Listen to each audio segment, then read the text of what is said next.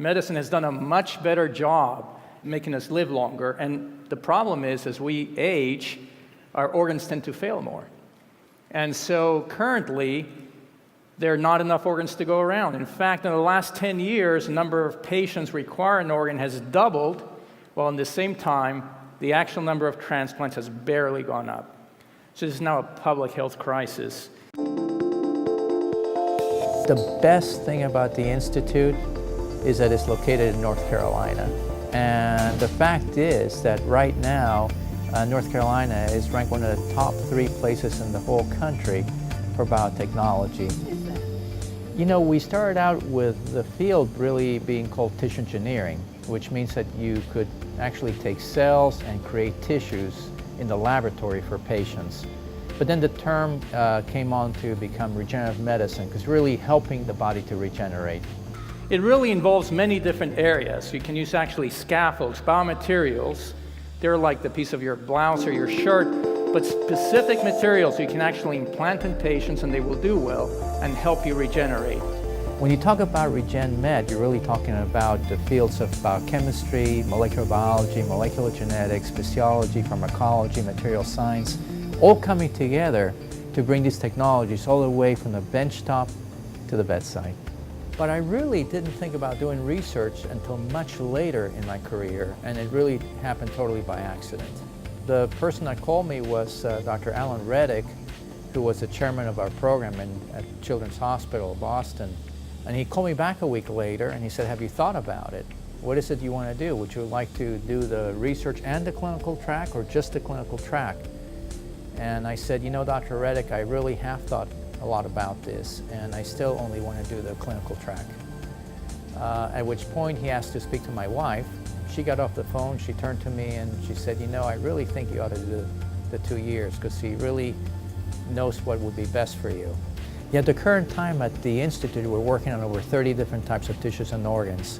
And we use many different methodologies to create these tissues. For example, we can make them by hand, but we can also automate the process, and we automate the process by bioprinting, or what we call 3D printing.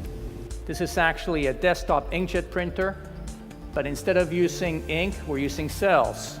There's a 3D elevator that then actually goes down one layer at a time each time the print head goes through. Then finally you're able to get that structure out. Of course, we've now developed much more sophisticated printers that allow us to print tissues and organs. And the interesting thing is, when we print these, of course, they have the same properties as you would expect in a normal ear. That is, we make them with the same biomechanical properties and elasticity as you would expect in a normal organ. And same thing, for example, looking at digits that we are working on experimentally. Of course, this is not in humans at this point, but again, bioprinted.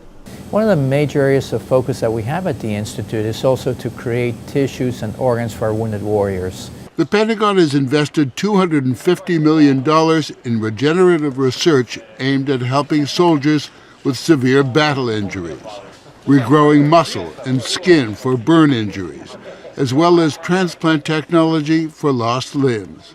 And this is a program that we have called the Armed Forces Institute for Regenerative Medicine, which is a collaborative project with the armed services and other multiple institutions to try to bring these technologies, including technologies that involve tissue replacement, for our wounded warriors. And at the end of the day, that's really what this effort is all about, is how do we create these technologies that have the potential to make patients' lives better. I could barely get out of bed. I was missing school. It was just pretty much miserable. I couldn't, go out and play, basketball at recess without feeling like I was going to pass out when I got back inside. I felt so sick.